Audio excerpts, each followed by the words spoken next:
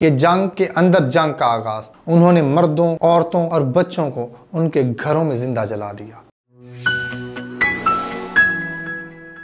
9 नवंबर 1993 में बोस्निया के शहर मोस्तार के मशरकी हिस्से में, जहां बोस्नियाई मुस्लिम आबादी महीनों से महसूर थी, लोग खौफ और उम्मीद के मिले जुले जज्बात के साथ आसमान की तरफ देख रहे थे। गुज़श्ता 24 घंटों से बोस्नियाई क्रोट फौज यानी HVO की तोपें शहर के दिल पर बने एक सफ़ेद पत्थर के मेहराब को मुसलसल निशाना बना रही थी। ये कोई आम पुल नहीं था, ये था सितारी मोस्त यानी पुराना पुल। ये 400 साल से ज़्यादा अरसे से दरियाए नरेतवा के दो किनारों को आपस में जोड़ रहा था। ये सल्तनत उस्मानिया के अजीम मेमार सनान के शागिर्द मेमार खैरुद्दीन का एक शाहकार था। लेकिन इसकी अहमियत सिर्फ पत्थर और चूने की नहीं थी, ये शहर की रूह की अलामत था। एक ऐसा पुल जो सिर्फ दो किनारों को नहीं बल्कि दो तहजीबों, दो मज़ाहब, मशरिक और मगरिब, इस्लाम और ईसाईयत को आपस में जोड़ता था। ये एक कसीरुल सकाफती बोस्निया के ख्वाब की सबसे खूबसूरत ताबीर था। सदियों से शहर के नौजवान लड़के इसकी बुलंद तरीन मेहराब से दरिया के ठंडे सब्ज पानी में छलांगे लगाकर अपनी बहादुरी और जवानी का सबूत देते थे। ये एक रिवायत थी, एक जश्न था, एक शनाख्त थी। लेकिन अब ये पुल खुद एक जंग का मैदान था। सुबह 10:16 पर एक क्रोट टैंक का गोला सीधा पुल के ढांचे से टकराया। एक लम्हे के लिए वो सफ़ेद मेहराब जो सदियों से वक्त के तूफानों का मुकाबला कर रहा था, लर्जा और फिर एक दिल दहला देने वाली खामोशी के साथ वो टूटकर दरिया की गहराइयों में हमेशा के लिए गायब हो गया। इसके साथ ही एक कसीरुल सकाफती बोस्निया का ख्वाब भी बिखर गया। बोस्नियाई मुसलमानों के लिए यह सिर्फ एक पुल का गिरना नहीं था, ये उनकी तारीख, उनकी शनाख्त और उनके मुस्तकबिल पर एक हमला था। और ये हमला कोई अजनबी नहीं कर रहा था, ये हमला कर रहे थे उनके अपने कल तक के इत्तेहादी बोस्नियाई क्रोट। तो कैसे वो इत्तेहादी जो कल तक सर्ब जाहरियत के खिलाफ शाना बशाना लड़ रहे थे, अचानक एक दूसरे के खून के प्यासे हो गए? कैसे क्रोशिया के सदर तोजुमान ने बोस्निया को सर्बिया के साथ मिलकर आपस में बांटने का खुफिया मंसूबा बनाया? और कैसे बोस्नियाई मुसलमान जो पहले ही एक तरफ से सर्बों के हमलों का सामना कर रहे थे, अब दूसरी ज़्यादा बेरहम जंग में फंस गए थे? मैं हूं मोहम्मद हारून और आज हम बोस्निया की जंग के अंदर लड़ी जाने वाली इस अलमनाक जंग की दास्तान सुनाएंगे।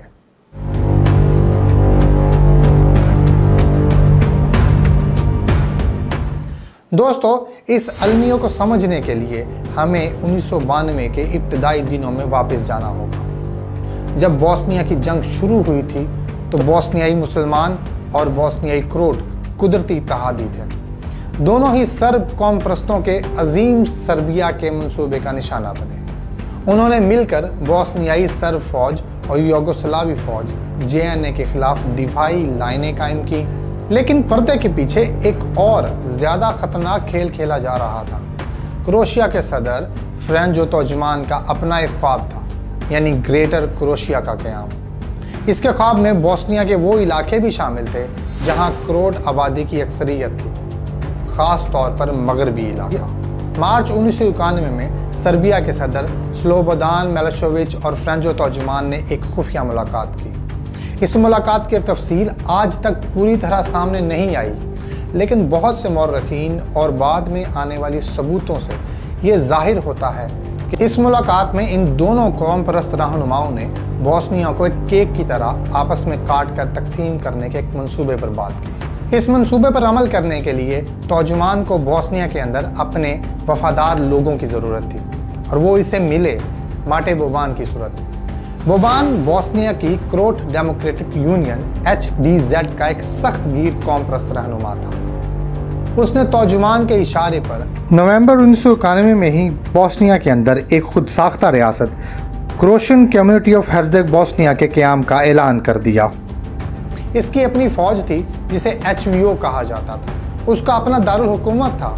ये बोस्निया के अंदर एक रियासत थी। शुरू में तो ये सब कुछ कागज़ पर था और HVO बोस्नियाई फ़ौज के शाना बशाना सर्बों के खिलाफ लड़ती रही।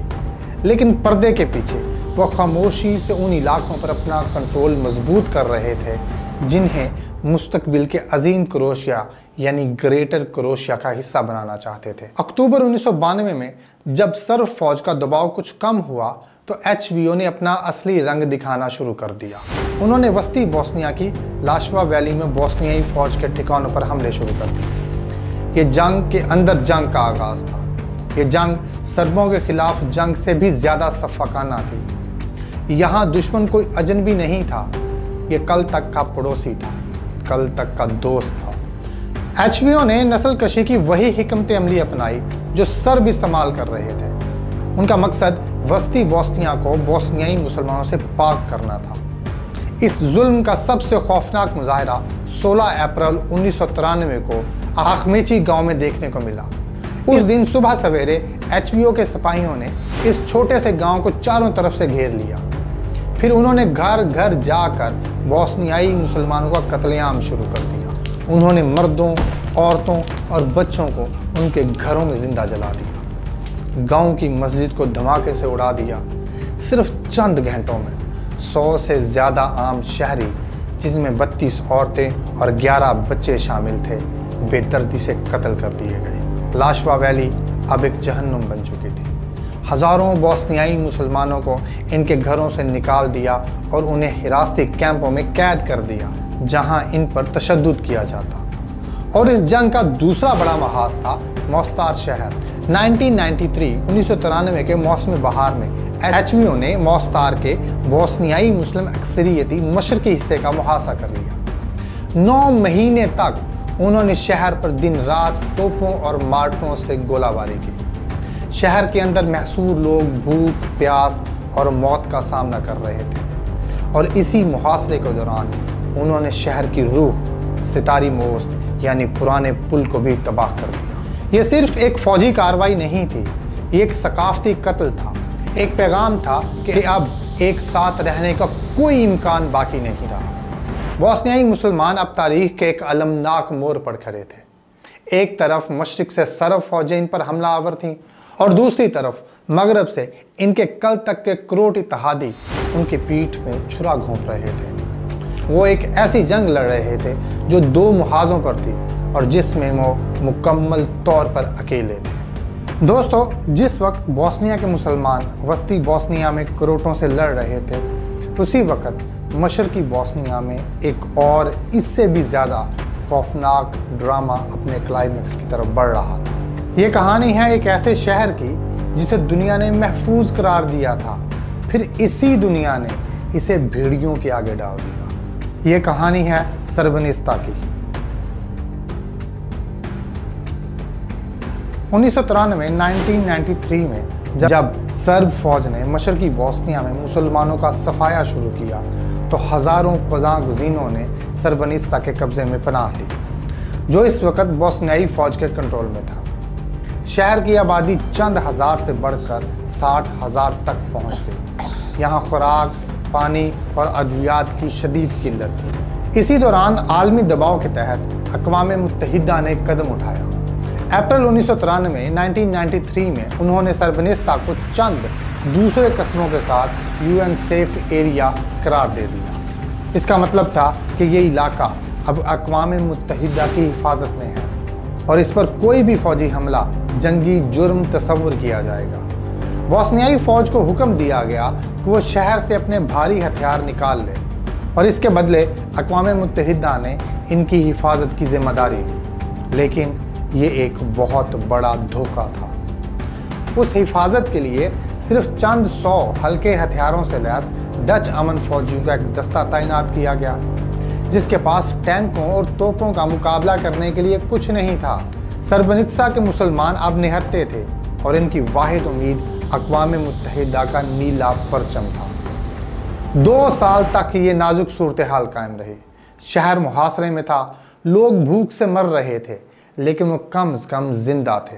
लेकिन फिर जुलाई 1995 में बोस्नियाई सर्ब फौज के कमांडर जनरल रातको मिलादिच ने इस महफूज इलाके को हमेशा के लिए ख़त्म करने का फैसला किया।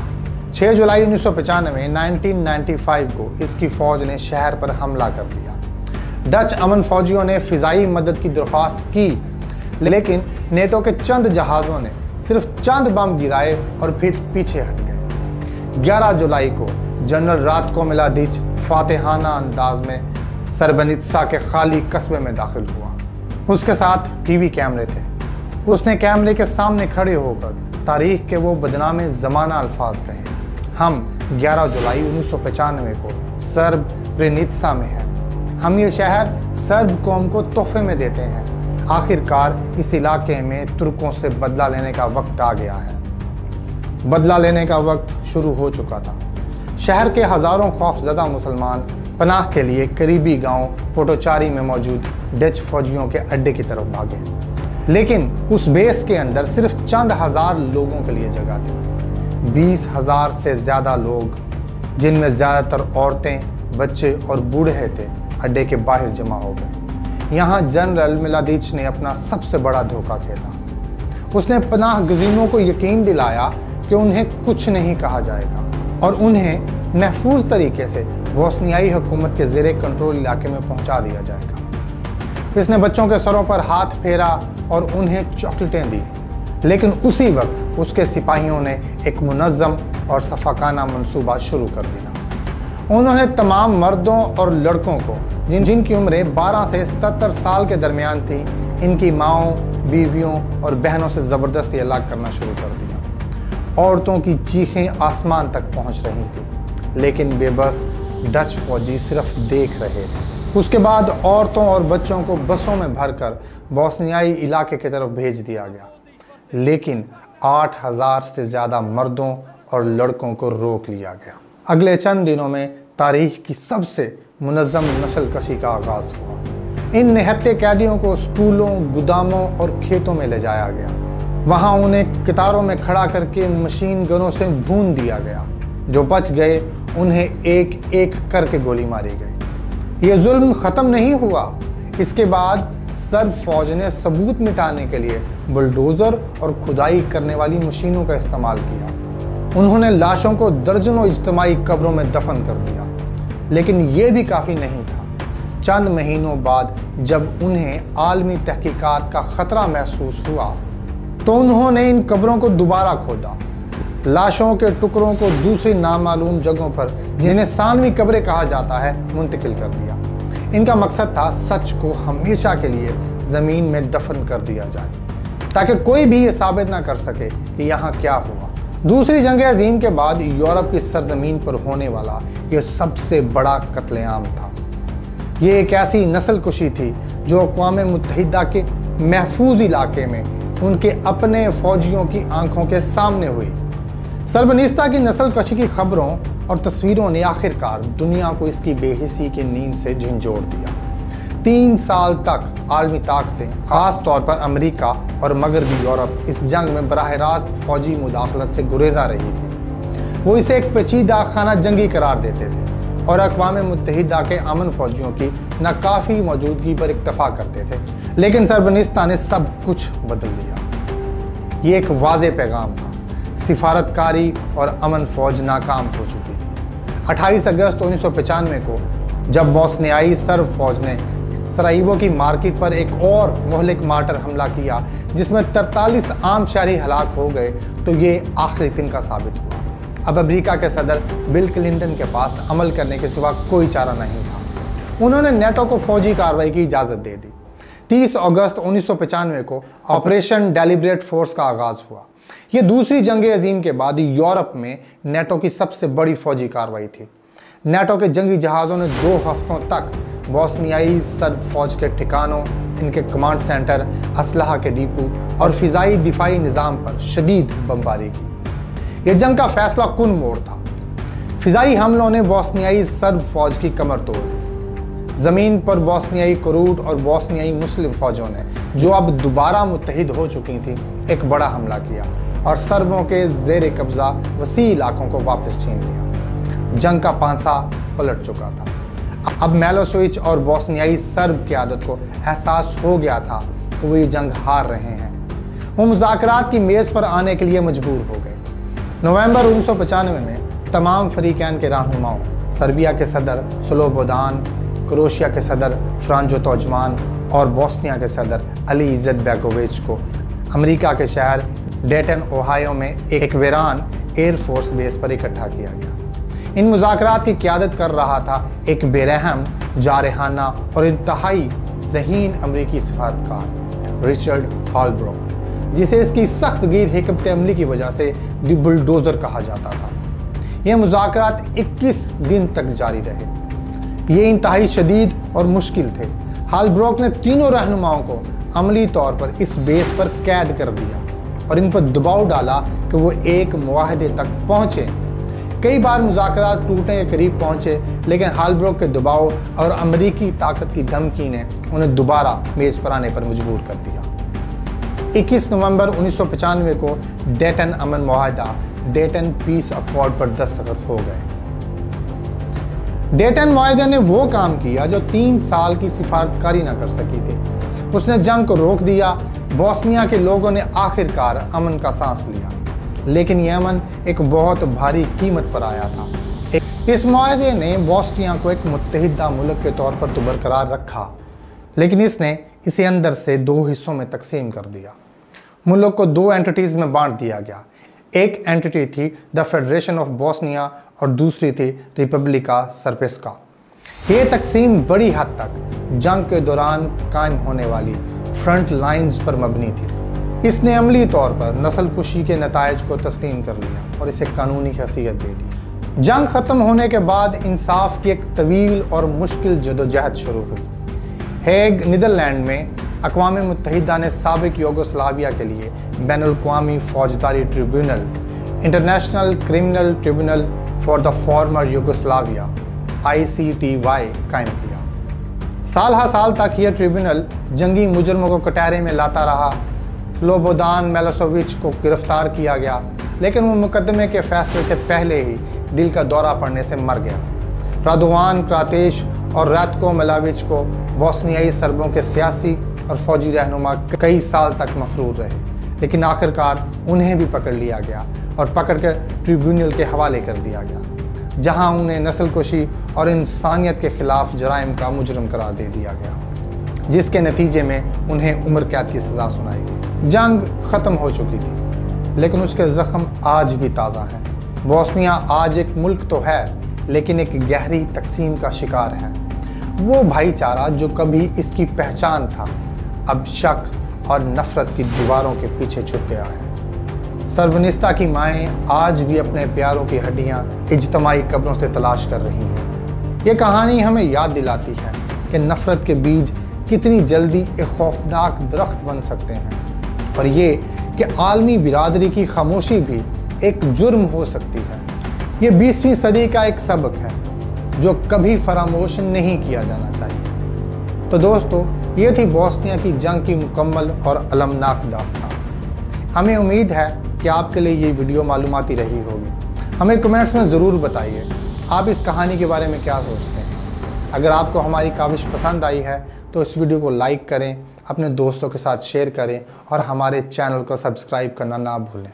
और हमें ये भी बताएं कि अगली सीरीज़ आप किस मौजू पर देखना चाहते हैं। शुक्रिया।